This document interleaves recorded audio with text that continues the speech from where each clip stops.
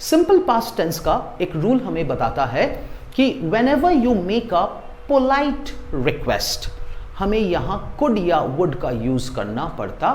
Hi there, my go-getters. I am Basab Ganguly and welcome to Basab Ganguly Demystifying English. आज हम लोग देखेंगे tense क्या होता है। चलिए शुरू करते हैं एक सिंपल सा हिंदी सेंटेंस से। मेरा भाई पढ़ रहा है। My brother is studying. तो इस सेंटेंस में एक एक्शन है और वो एक्शन है पढ़ने का एक्शन। नाउ कोई भी अगर एक्शन होता है जिसको आप बता रहे हैं एक सेंटेंस के जरिए, तो उस एक्शन का हमेशा दो एस्पेक्ट्स होते हैं। The first aspect is time and the second aspect is status. So कोई भी अगर एक्शन है तो इट्स वेरी कॉमन, या तो वो पास्ट में हुआ होगा, नहीं तो वो प्रेजेंट में हो रहा है, नहीं तो वो फ्यूचर में होगा, क्योंकि टाइम का हम लोग 3 डिवीजन कर सकते हैं। The second thing is the status, अवस्था, स्थिति, हाल। What is the status of the action?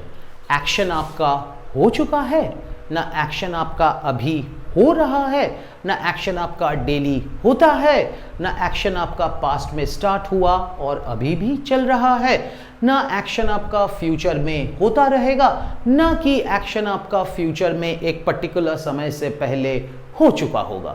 So these are the several status of an action. तो आप जब किसी एक्शन को मेंशन कीजिएगा तो उस एक्शन का 2 एस्पेक्ट्स होता, एक हो गया the time of the action और एक हो गया the status of the action. क्योंकि ये दोनों अगर आप मेंशन नहीं करते हैं तब आपका सेंटेंस वेग, अस्पष्ट हो जाएगा। अब हम लोग देखते हैं टेंस का एक कस्टमाइज्ड डेफिनेशन। सो अगर आप किसी एक्शन के बारे में बताइएगा तो इंग्लिश का कौन सा पार्ट ऑफ स्पीच को आप यूज कीजिएगा? Adjective, adverb, noun, what? हम लोग यूज करते हैं ऑब्वियसली द वर्ब, क्योंकि वर्ब ही किसी एक्शन को रेफर करता है। सो यहां से हम लोग अगर एक कस्टमाइज्ड डेफिनेशन ले टेंसेस का, तो ये बोल रहा है कि tense is the relationship between, tense is the relationship between the form of the verb, the form of the verb मतलब वर्ब का रूप, and the time and status of an action. Tense is the relationship between the form of the verb and the time and status of an action. So what happens over here? Tense हम लोग बोलते हैं हिंदी में काल। तो मैंने बहुत सारा सेंटेंस देखा जिसमें काल तो मुझे समझ में ठीक से आया नहीं, लेकिन हाँ एक twisted form of the verb मुझे दिखाई देता था जो बड़ा ही कॉम्प्लिकेटेड था और टेंस में कभी ग्रास्प नहीं कर पाया ठीक से। अब इस डेफिनेशन को देखिए, बोल रहा tense is the relationship between, देखिए नंबर 1 एंड नंबर 2, 2 चीज के बीच रिलेशनशिप। पहला चीज होता है the form of the verb. हम लोग अभी देखें कि अगर किसी एक्शन के बारे में हमें बताना पड़ता है तो हम लोग ना ही एडजेक्टिव का हेल्प लेते, ना ही एडवर्ब का, ना ही नाउन का, but we take the help of the verb. अब वर्ब को लिखने का तो बहुत सारे तरीके होते हैं, there are many different forms of the verb. So tense is the relationship between the form of the verb and क्या है? The time and status of an action. So अगर आप किसी एक्शन का टाइमिंग और किसी एक्शन का status को बताते हैं with the help of a particular form, रूप of the verb, tense बन जाता है। So what happens? मान लीजिए you have a basket over here, जहां पर आपका बहुत सारे actions है, खाने का एक्शन, सोने का एक्शन, पढ़ने का एक्शन, ड्राइविंग का एक्शन, प्लेइंग का एक्शन, बहुत सारे एक्शन यहां पे है। And there is another basket over here जिसमें आपका बहुत सारे form of the verbs है, वही जो मैंने बताया, those twisted things are over here. So what you do is आप आंख बंद करके यहां से एक एक्शन उठाए। अब आप देख रहे हैं इस एक्शन का टाइम ये है एंड इस एक्शन का स्टेटस ये है, ठीक है। And then what do? You pick up a verb blindfolded from this basket. अब आप देख रहे हैं कि क्या इस एक्शन का टाइमिंग एंड स्टेटस को आप इस फॉर्म ऑफ द वर्ब से एक्सप्रेस कर सकते हैं? नहीं, फेंक दीजिए वर्ब को. You pick up another one. इसका टाइम एंड स्टेटस को क्या हम इस वर्ब से एक्सप्रेस कर सकते हैं? नहीं, you drop it. You pick up another one. अब हम लोग देखें कि यस, इस वर्ब का जो टाइमिंग है कि एक्शन चल रहा है, सॉरी, इस एक्शन का जो टाइमिंग है कि एक्शन चल रहा है एंड इस एक्शन का जो स्टेटस है, ये हम इस वर्ब से रेफर कर सकते हैं. और जहां हमें रेफर कर सकते हैं, हमारा टेंस बन जाता है. तब क्या हुआ? Tense is the relationship between two things, the form of the verb and the time and status of an action. तो वेरी सिंपल, किसी भी एक्शन का जो टाइम एंड स्टेटस है कि वो कहां तक हुआ, वो दोनों एक्सप्रेस करने के लिए हम लोग वर्ब का जिस रूप का इस्तेमाल करते हैं वही होता है tenses.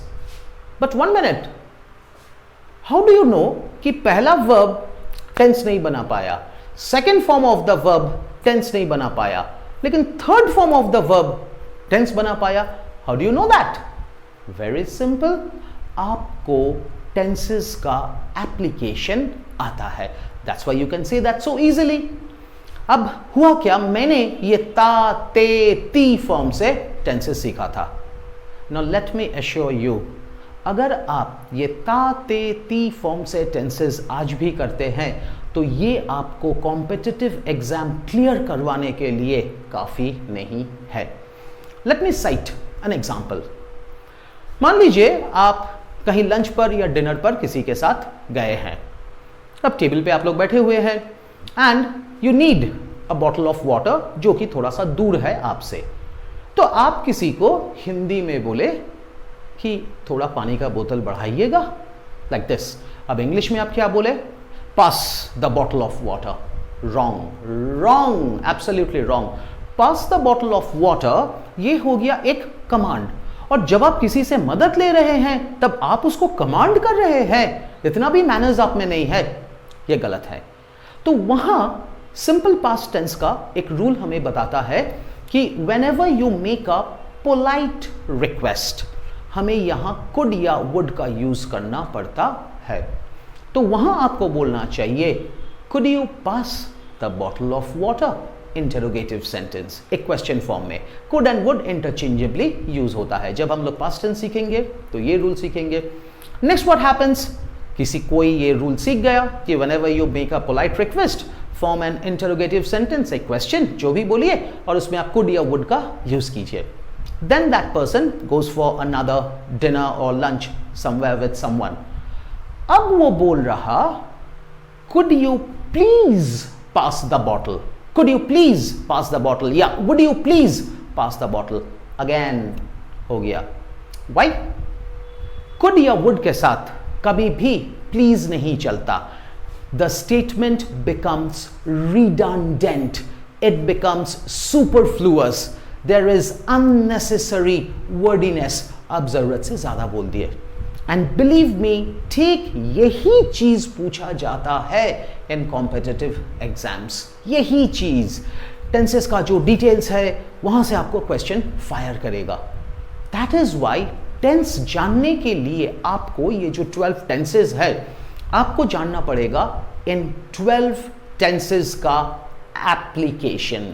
You have to know the application कि कौन सा सिचुएशन में कौन सा टेंस को आप अप्लाई करेंगे. एंड बिलीव मी, जब आप ये 12 टेंसेस का एप्लीकेशन जान लेंगे तो देखिएगा कि ऐसा कोई एक्शन हो ही नहीं सकता जिसका टाइम एंड स्टेटस बताने के लिए आपके पास कोई फॉर्म ऑफ द वर्ब ना हो. So let us start our journey with tenses. Keep on following this channel. इसके बाद जो वीडियो आएगा उसमें होगा द सिंपल प्रेजेंट टेंस. और जब भी हम लोग टेंसेस देखेंगे हम आपको थोड़ा सा बता भी देंगे कि देखिए ये पॉइंट से ऐसा करेक्शन ऑफ एरर या ऐसा सेंटेंस इंप्रूवमेंट आता है. So please keep on following this channel. Till then, stay safe. Jai Hind.